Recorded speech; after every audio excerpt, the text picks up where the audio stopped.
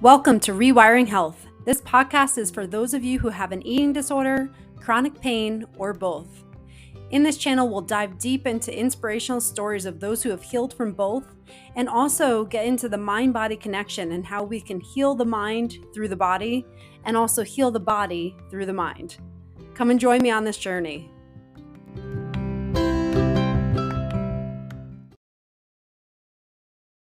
Okay, so I am so excited to be joined by Kamini Wood. She is a certified professional coach working on limiting beliefs to help you move forward. So this is going to be a great conversation, and really, I think it's going to benefit so many people what we're going to talk about today. So thank you for joining me. Absolutely. Thank you for having me. I'm excited to be here. Yes, for sure. And so just kind of going right into it, what brought you to where you are today? Like, where did you start from that brought you to helping the people that you do today? So honestly, it was not a linear path. So I'll kind of take you back in time. I was born and raised in Connecticut, a small town in Connecticut. Both my parents were immigrants from India. My mom came to the States when she was in her teens, my dad in his 20s. My sister and I were brought up in this predominantly white town. So being the brown girl in a predominantly white town, a name like Kamini definitely sticks out. So there was a lot of elements starting from elementary school on of wanting to fit in and wanting to feel like I belonged. At the time, I didn't have a name for it. I just knew that there was this always this undercurrent feeling of like I needed to do something to prove that people could like me, that I was just like them.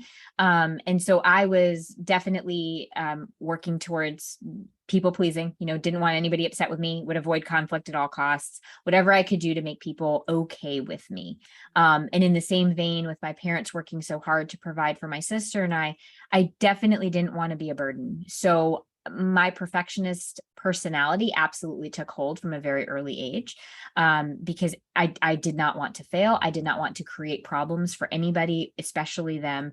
And so I took those two things kind of into adulthood. So I worked really hard, really wanted to excel at everything that I ever tried, especially school. I ended up in the .com industry back in the early or late 90s, early 2000s, and was working as a project manager. And in that role, was really involved in the resources of the employees as they needed to be assigned to different projects, and ended up running the project office for a large internet company at the time.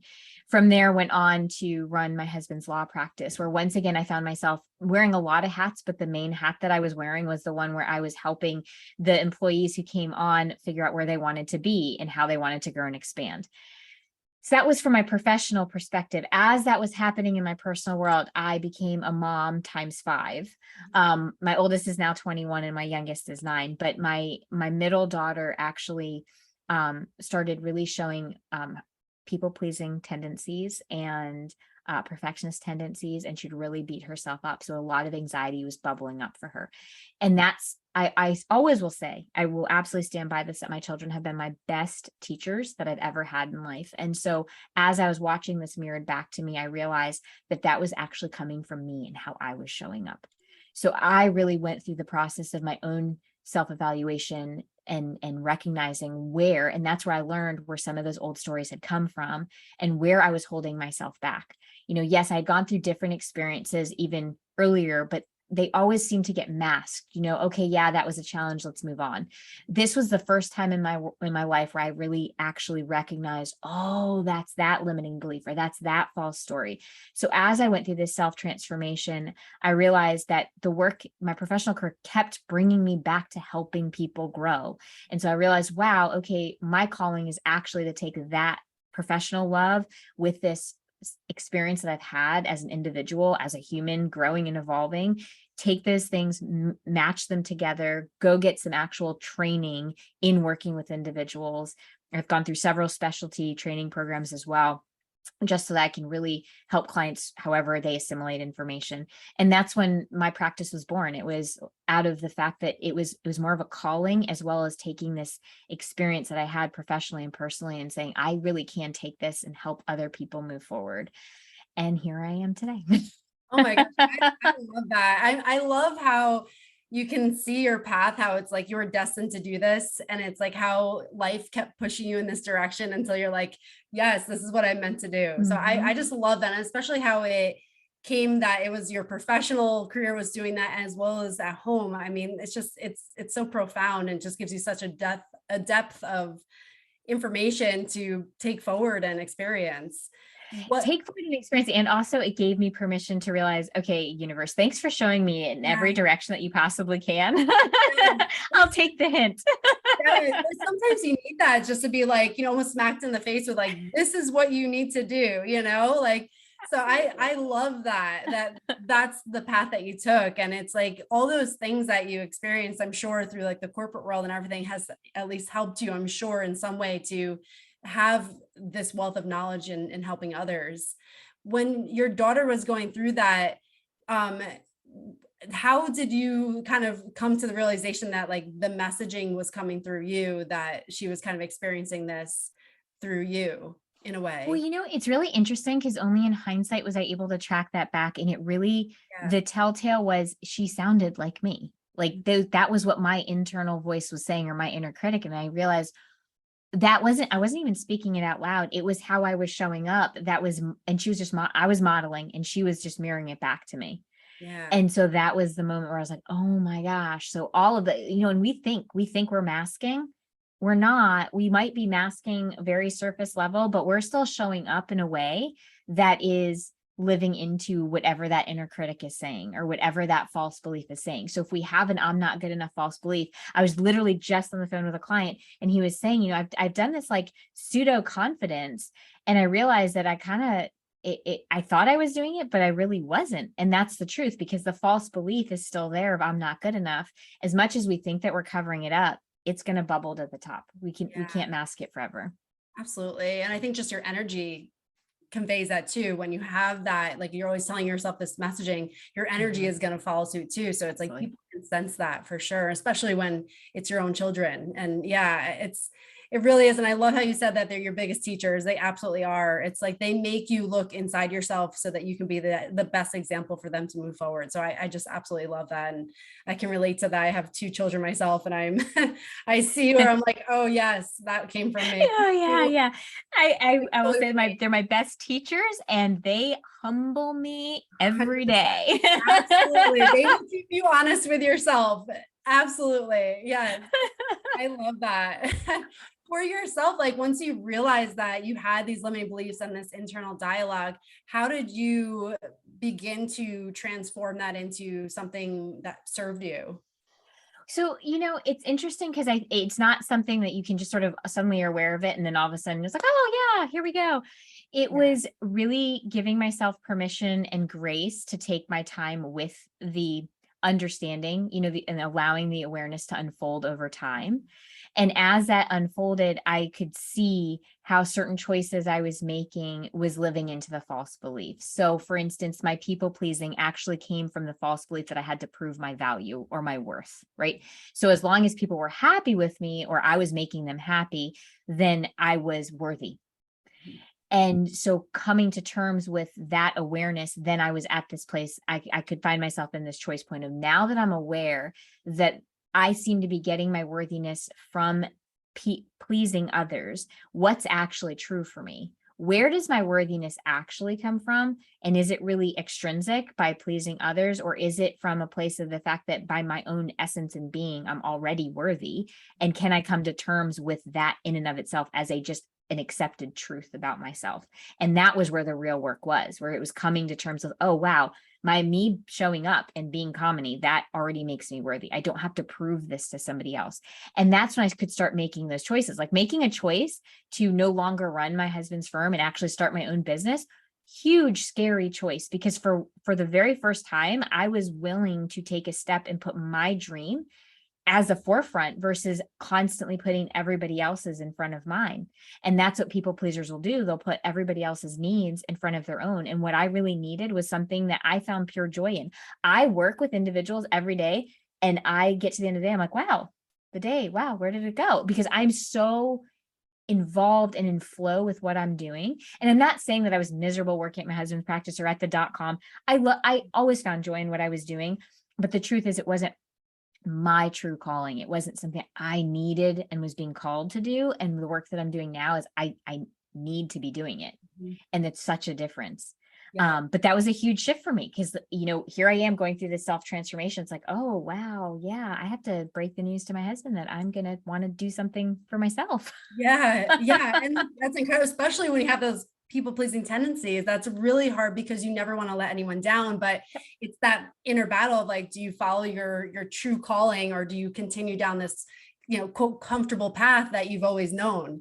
And Right. I really like that you highlighted how even if it's totally right for you and it's a point of growth, it does not mean that it's easy, does not mean it's comfortable, does not mean that there's not going to be some resistance met, but yet you still have to go down that path because that's what you're destined for. Yeah. So Yeah. there's so many beautiful highlights that you just came out there with. I love that. What were, as far as like people you work with and your clients, what are some of the biggest obstacles or barriers you see in people who maybe are people pleasers or perfectionists or overachievers? Like what's limiting them? Is it similar to your path or is it different? Yeah. So a lot of the individuals that I work with that are, people pleasers, perfectionists, hyperachievers, self-doubt is something that really, and imposter syndrome is something that they really deal with. And that self-doubt can then come out in different ways, right? So some people will end up being extraordinarily anxious. And so really dealing with a lot of anxiety. Some people will deal with it by just going constantly. So they're dealing with burnout. And then I'm working with individuals right now who are dealing with that high achieving perfectionist I need to control. And it's coming out in the form of eating issues, whether it's body image issues and just trying to control that, or just eating disorders in general. Now, as a coach, I don't actually treat the actual active eating disorder, but what we're doing is, like, for instance, I'm working with somebody right now who went through the intensive therapy to work on the actual treatment of the eating disorder. And now we're doing a lot of the work around it, which is recognizing where the internal dialogue and the need for control and the need for, a lot of times with eating disorders and restriction, what an individual gets to experience is the first time of saying no. Right. So a people pleaser has a really hard time saying no. So when somebody is a people pleaser and a perfectionist and they have an eating disorder, most of the time what they're trying to really experience is the capability of saying no, I'm not going to eat that food. So what we work on is, can we get that experience from a different direction than not just through saying no about food? So it's interesting to see how we can have these personality traits, and they can be strengths. Let's be very clear that, there are times when perfectionism, like if you're a surgeon, being perfect and trying to be as close to perfect as you can definitely comes in handy. However, when we lean too far into these things, that's when it can start to hinder us. And that's when it can start to become a weakness. So, I've worked with doctors, I've worked with therapists, I've worked with professionals, executives across the board. When they have these high achieving personalities or these perfectionist personalities or these people pleasing tendencies, eventually they start to limit them in their ability to continue to move forward. We get to some type of stagnation. And also they start to either have addictive behaviors, whether it be with substances or, like we mentioned, eating issues, because they're trying to numb out or have some semblance of control in their lives. Yeah, absolutely. And I like that you pointed out there's such a deeper level to eating disorders. It's not just the behavior that you're seeing, it's what's going on behind the scenes that you're living day in and day out in your head. And it's just that what people see is just the eating part or the weight part, the exercise part, or whatever it is. There's so much more that is going on that is creating that atmosphere for somebody to do that. Definitely. Yeah. I was just going to say, I'm just working with athletes in general. I mean, we don't even think that athletes would suffer from this. I mentioned, like, dancers. Absolutely. My daughter is a ballerina, definitely have had that experience, just not just with her, but just with dancers in general.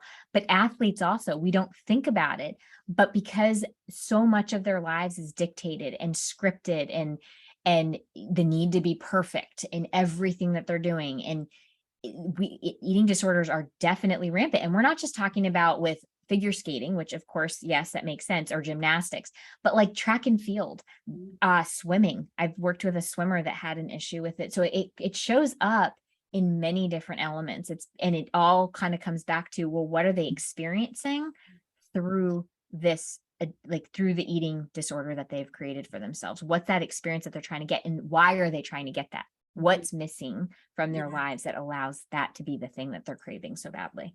Yeah, absolutely. And I can attest to that because that was what I went through. I was a field hockey player and I had that slippery slope of like, no, I'm just an athlete. No, I'm just an athlete. And I lived like that. And I didn't realize it was an eating disorder until it completely got out of control. So there is very much those gray lines of like, no, this is what I do. I always level up. I'm always going to be the best. And I keep on striving for that starting position. I'm going to get this and that and that. And like, it becomes obsessive, but then it gets to a point where it's like, it's not just about the sport, it's much deeper.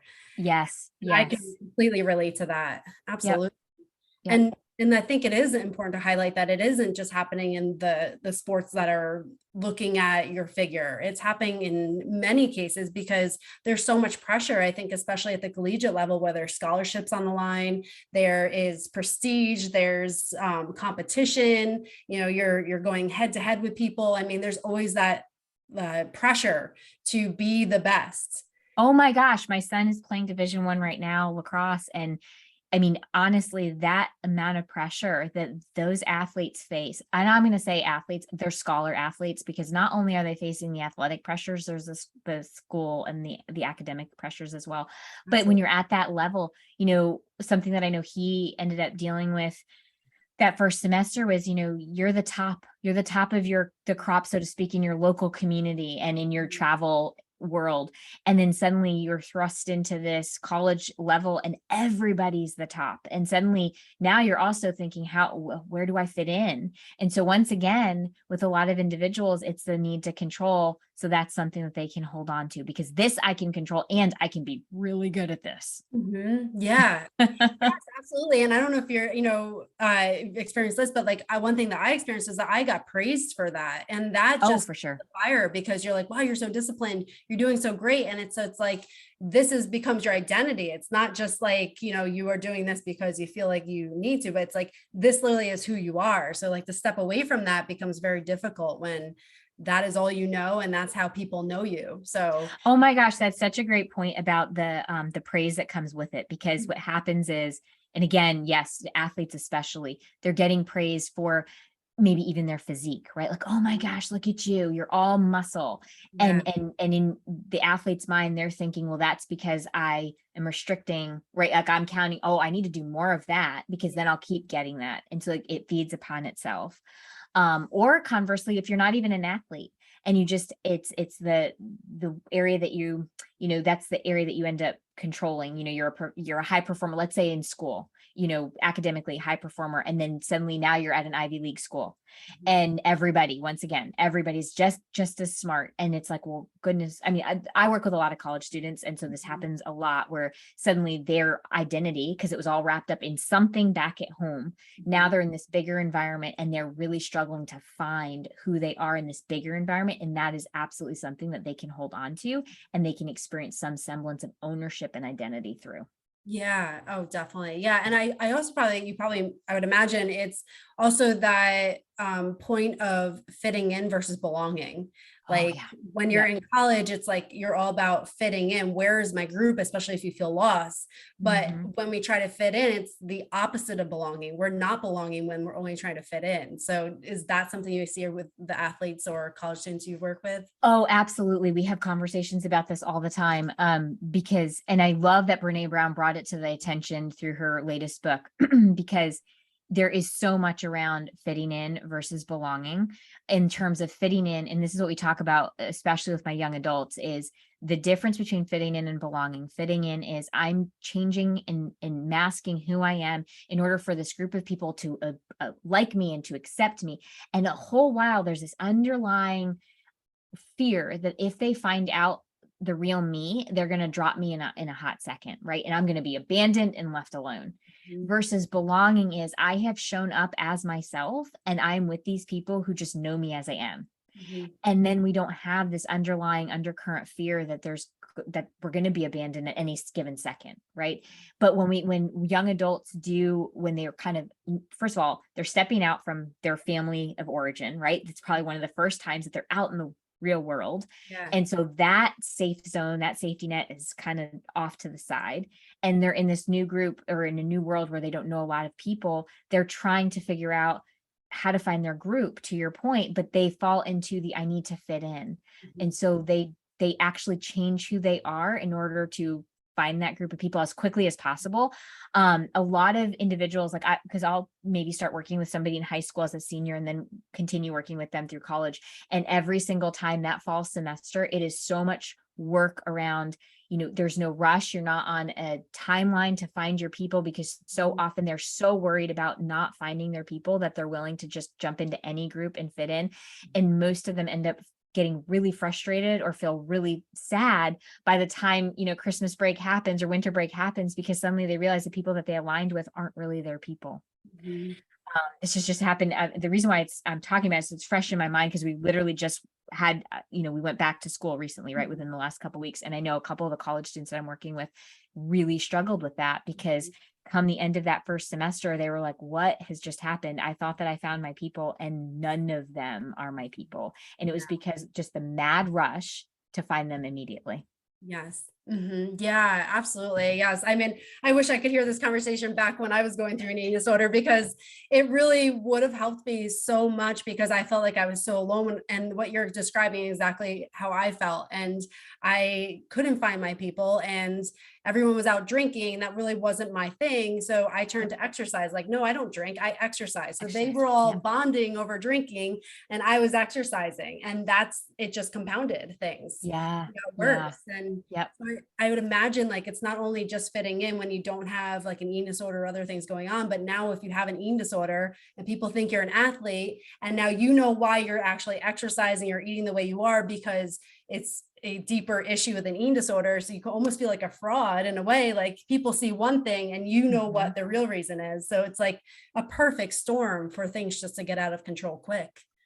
And then as you're going through that process and you're feeling like a fraud, that's the inner dialogue that's happening. And so then the whole time you're shrinking even further and further and further. And what I mean by shrinking too is isolating, isolating, isolating until we really are just alone and Yeah. you don't feel like you have anybody to lean on. And Mhm. that's when it can feel really just dark and truthfully, that's where we find a lot of, and it's not just girls, let's be very clear, both men and women end up in that place where they actually need that therapy to help them maneuver out of it. Yeah. Oh, absolutely. Yeah. And it is like, I think what compounds it too is like, especially, and just going to the athletes or in college students, but you're told your whole life this is the best time of your life, best years of your life. And here you are, if you feel very alone and isolated, you're like, oh my gosh, I'm literally giving away the best years of my life. Like, and it is, again, it compounds that mad scramble to figure out how can I have fun and be Mhm. happy. And then I'm not happy. And it's like, you can see how it just gets very messy in your head where And then of course the shame, right? Because then we start shaming ourselves and thinking, oh my gosh, there's something wrong with me, because clearly if it's supposed to be the best years of my life, there must be something wrong with me. And so Mhm. it's not even guilt. It Yeah, is absolute shame. And then now you've got shame on top. So even to work through the eating disorder, now we've got to unshame first before we can even get there. And let's be clear too, even when somebody has had an eating disorder, it sometimes takes them a while to even talk about it, because there is a potential for that to carry a lot of shame around why and how did I let that happen. yeah, And I know some of the dancers that I have worked with, that was one of the things that they didn't want anybody to know at first. And it's like we need to shift the focus on, it's not about other people at all. It's about you and coming back home to yourself, your values, how you choose to live, right? So one of the things, especially acceptance and commitment based coaching, helps a lot with eating disorders, because if we can come back to what's meaningful to you, then it's less about the actual eating disorder and let's like psychoanalyze it. And instead it's, can we make choices from a place of meaning to you? If we use that as our guiding light, our value system as our guiding light, from that place, we're actually owning and taking that committed action to living into what would mean something to move us forward, rather than hyper focusing on what did already happen, if that makes yeah. sense. Yeah, oh, totally. It's almost like living your authentic life. Like, this is Yeah. what you're destined to do. So let's make the choices around what feels authentic to you. Yeah. Oh, absolutely. And like for someone who, because secrecy is such a big thing around eating disorders, especially, I mean, people do not want to disclose that they have an eating disorder. And I can relate to that myself. I did not tell anyone. But what do you think needs to change as maybe like a culture or in leadership that we we as a whole, feel more comfortable to disclose what's going on at a deeper level? Because I think there's still a big like stigma around this where people hide it and don't want people to know. And again, that just delays and the treatment delays people getting better and snowballs what happens. Well, I do. We already sort of mentioned it in terms of shame. Like shame has to be addressed in terms of the person on their own. But from a cultural and a societal standpoint, you know, I hate to put it in this terms, but it's like sometimes I just feel like we have to soften our hearts just a little bit more. There's so much judgment that we just pass. And the truth is, we don't know what somebody is going through. We are writing our own story and they're writing theirs. And if there's just, I talk so much about self-compassion and how that helps move us as individuals move forward, but it's just having compassion as a society for others and respect the fact that they're going through their own story. And if we can allow them that space to do that without having those, I mean, we all have opinions. I get that. But when we constantly are out there, especially on social media, and we're so quick to cut people down, when in fact, they're just trying to figure out their way through this life and through the world themselves, having that compassion and recognizing that they're just humans, right? They're just humans trying to figure all the things out. That really does need to change. And I also think that part of what needs to change is the the immediate either assertion that somebody has an eating disorder, because sometimes people actually have a health condition. And so it's, instead of just making assumptions about people, it goes back to the 4 agreements, right? Don't make assumptions. It is, part of it is, let's see if we can step back from making assumptions and actually just start having compassionate communication with people, really holding that space for what they might need. And if we can't do that, kind of step aside and just allow that person to be, and let them find the people who can hold that space for them so that they can talk about the things that they need to talk about in order to work through it and find their way to the other side of it. Yeah. I think the compassion, like you're saying, I mean, that is such a huge thing where people can feel like they are free to actually discuss something. Because I think what I see a lot of people I work with and individuals I've known, but there's almost like they're afraid of that label, because now it's like once you open that door, it's the unknown. Well, now do I have to go here? Are they going to force me to do this? Like, what's my path once I open that up? It becomes like in their head a slippery slope of like, I don't want to do all these steps. Like it's that fear again, and you almost don't want your eating disorder to go away because it's your only point of comfort. So I think for sure, having that compassion would just allow someone to feel free to open up to that. Well, and I do think too that people who have had eating disorders, one of the things that they face is not wanting to talk about it, because they also don't want to answer a bunch of questions because people don't understand it. So then they keep pinging them and they keep pinging them and they keep pinging them. And they're like, why don't you just eat? Just go ahead and eat. And that's so detrimental to the person who's trying to heal through the process. And I do think that that's part of it too, is if somebody does choose to open up about it, allow them space to communicate on their terms rather than trying to force them into conversation about it. So yes, be open to conversation, but be kind with how you approach that person so that they feel emotionally safe to have the conversation, should they choose to have the conversation. Right. Yes. Yeah. And it's all about going at someone's pace and what's comfortable to them, because it's like if you force someone to go at a pace that you think is appropriate for them, you're only going to meet resistance and it may just backfire. So that's such a huge thing. How do you judge, like when you're working with somebody, how do you judge the pace that you feel like is appropriate for them? Like, how do you know that you're going at a pace that's comfortable for them? A lot of what I do is, active listening, first of all, but I'll ask a question, and based on their body's response, I pay a lot of attention to their body language, but also just truly being respectful. So anytime that I ask a question, and one of the agreements I make with my clients right at the very beginning is, if there's ever a point where something doesn't feel right for you, I want you to tell me. right? Because it's empowering them from the very beginning that they absolutely have a voice and that their voice matters more than anyone else's voice in our relationship. And that's also something with people who have been facing eating disorders.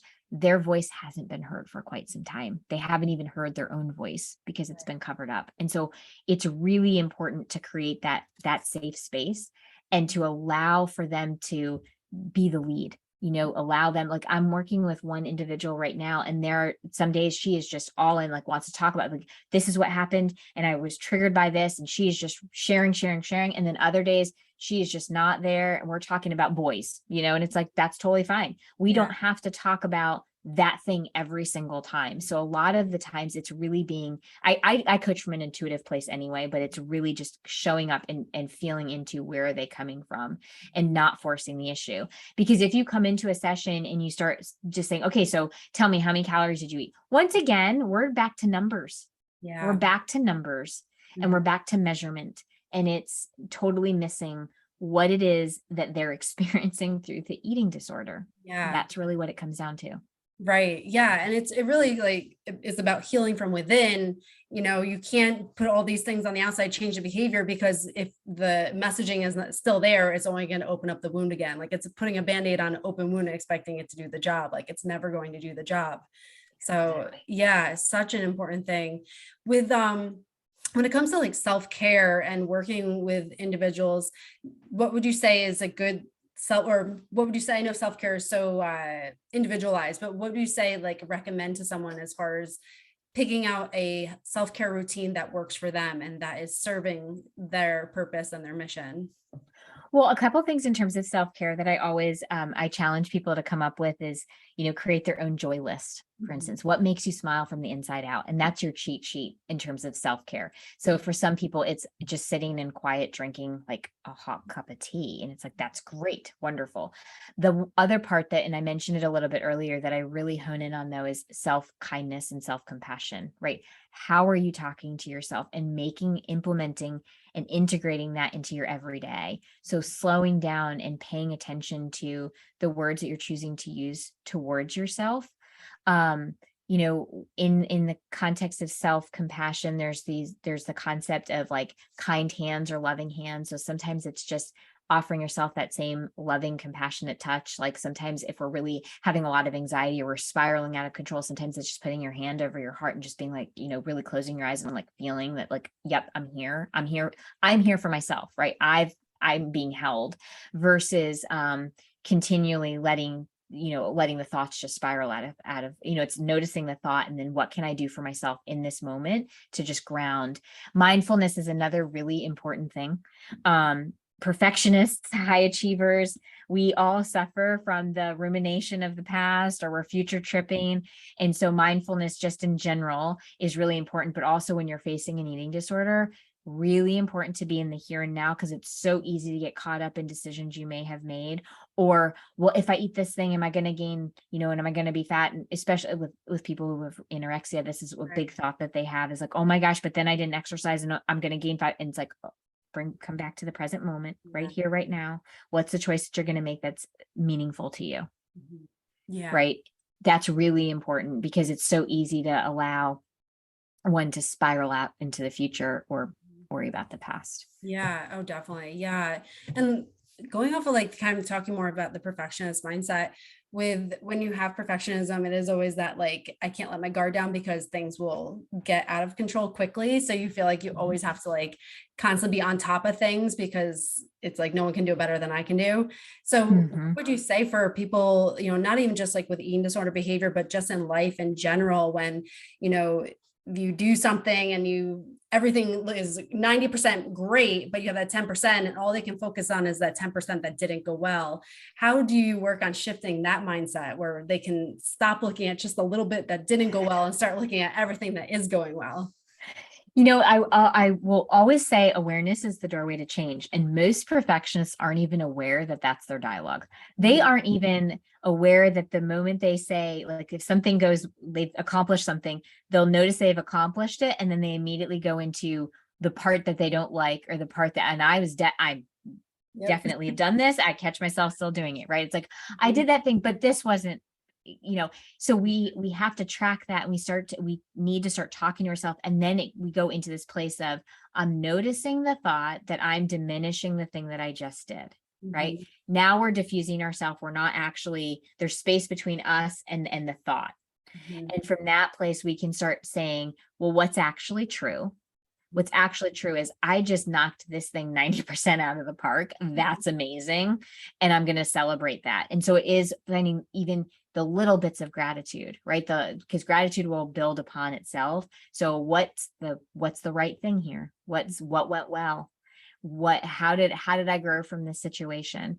And as perfectionists, it's not easy. I'm not saying it's easy at all, because we are so predisposed and pre-wired to only look for the perfect. But the truth is, we're never happy. No matter what we do, we're always like, but this could have been a little bit better. Ask any dancer and you're like, oh my gosh, that was beautiful. And they're just like, but I could have pointed my toes just a little bit more in this one particular area. And it's like, wait, hold on. Out of that whole show, are you really going to focus on that one set where like your toes weren't specifically pointed? I have this conversation with my daughter all the time. So then I challenge her to say, what went well? What went well? And can we celebrate that? Yeah. Oh, definitely. Absolutely. And kind of going off of that, as like a perfectionist, another thing that a lot of people struggle with is accepting help and not just doing everything on their own and taking on more than they can handle. So how do you take on that with people? Like, it's just like, they're always burdened by just, nope, no one can do it as good as I can. So it's just easier if I do it myself. So gosh, totally. And I think as moms, we tend to do that too. Like, it's fine, I'll just do it myself because you're going to just mess it up, but I'll load the dishwasher too. Right. Yeah. I can multitask. I'll take care of it. Don't worry. Yes. It's challenging ourselves. A couple of things come up with that. One is recognizing that first of all, we're only one person. So we're at some point, we have to make that choice of, do I want to continue doing this until I burn out?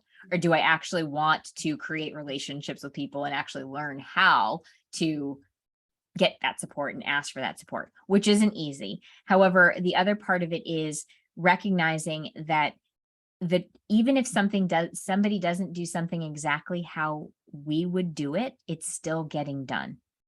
It goes back to tying shoes. I just remember when my kids were little, there's the cheat way, right? Like the bunny ears.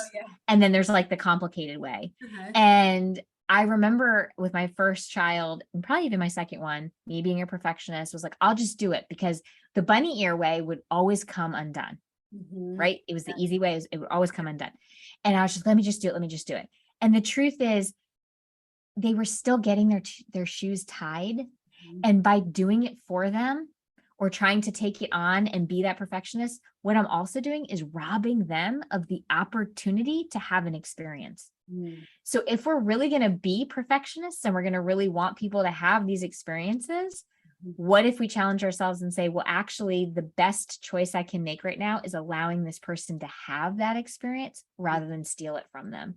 So that's a way that we can also reframe it in terms of the perfectionist mind. Yeah, I love that shifting perspective, because I think sometimes it's like, when you're a perfectionist, you're like, well, I want the best for my kids, so if I do it, it'll be the best for my kids. But the way you're talking about it, and I completely agree, it's like you're only doing them a disservice if you are looking out for the perfectionist mindset. So I absolutely love that. One more thing, just kind of going off of like perfectionism and people pleasing, setting boundaries. So this is a really tough thing for people, is setting boundaries and sticking to them, especially when it comes to people who suck your energy or suck your time or disrespect you. How do you go about helping someone who really suffers from that to get to a point where they have a healthy relationship with people? So setting boundaries with somebody who happens to be a people pleaser, has a history of being a people pleaser, the very first thing I always say is, don't just like rip the Band-Aid and start setting boundaries because it's really scary for that person. And instead, it's the very first part is ask yourself in different life domains, like what's okay, what's not okay. Really come to terms for yourself where your line is, because most people pleasers have no idea what that line even is. So before you go out willy-nilly trying to set boundaries, be very clear for yourself, what's okay, what's not okay. So when you're talking about romantic relationships, what's okay, what's not okay. Friendships, what's okay, what's not okay. Finances, what's okay, what's not okay. Really go through it for yourself. And then you start small and build up from there. So maybe somebody who isn't super scary to set a boundary with, you go ahead and you start there and you build up your confidence that way. It's also really important to be very aware that if you have not had boundaries with people and you start to set them, there is going to be pushback because they're human as well. And they are used to you not having those boundaries. So going into it fully aware that there might be some pushback and just being honest in your communication, where it's what I've noticed. We never make use statements, but it's what I've noticed is like this particular thing no longer works for me. What I'm really needing is, and then go ahead and communicate the boundary. That's a loving way to let somebody know that this is something you're experiencing. This is what you're feeling from it. And this is what you're needing. And you're requesting this new boundary. They may have pushback. It's almost the best metaphor I have is like, if you were to throw a pebble into water, it kind of ripples, but eventually calms back down. People are the same way. They're going to ripple at first and be like, what is this? What's this new boundary? Most people, as they love you and respect you, are going to calm down and be like, okay, got it. Now the people, the outliers who don't respect those boundaries and have a real problem with it, first off, they were probably the ones who are benefiting the most from your lack of boundaries.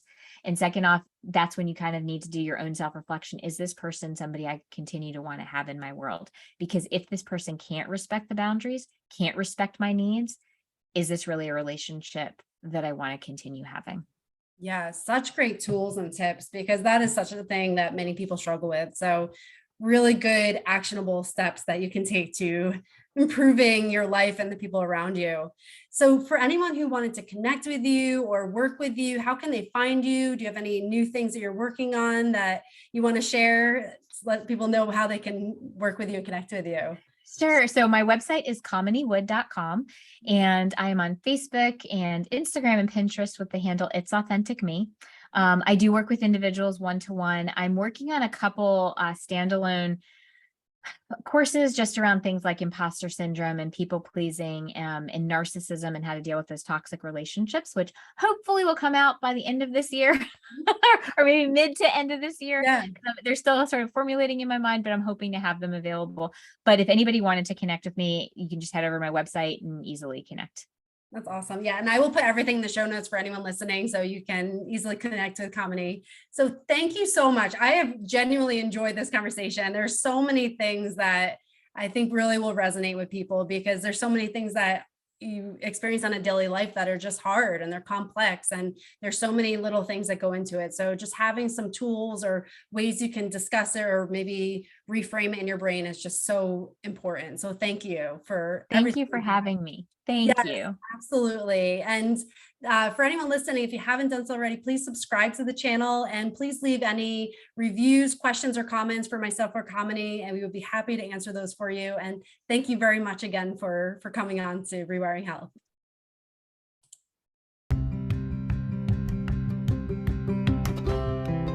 Thank you for spending your precious time to listen to this episode of Rewiring Health. My mission is to inspire hope and healing through science-backed practices. If you found value in this, please share with 3 people and leave a review. By doing so, this message can be spread to those who need to hear it most. Also, to get updates on the most recent episodes, please subscribe to the channel. Thank you so much for being part of this community, and I am forever grateful for you.